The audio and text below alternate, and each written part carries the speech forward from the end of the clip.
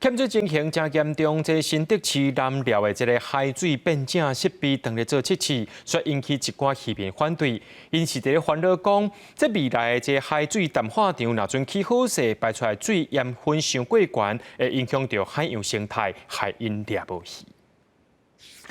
渔民伫南寮渔港的紧急海水淡化基地大门口挂布条抗议。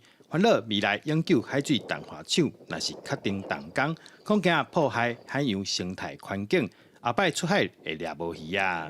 卤水往海里排了，对我们渔民的影响非常大，因为卤水它是一个重盐分的啦，而且它会使水温可能会升高。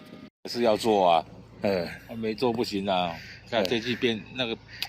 这么不稳定的肉干旱，你还是要靠那个海水淡化厂，对不对？如果没水，你没有靠它的话，大家没水用，那也是很惨。水利署表示，目前测试的是紧急海水淡化机构，因那大型的永久海水淡化厂，虽然去年7月通过环评，短时间内也无被动工。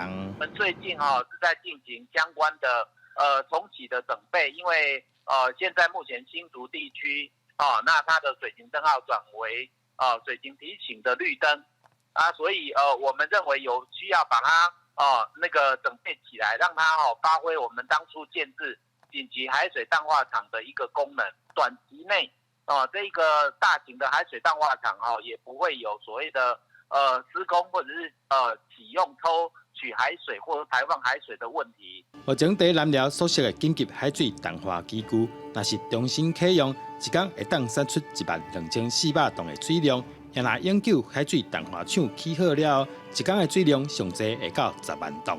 水利署强调，渔民对污水排放的疑虑会向重视反映。记者杜君和新竹报道。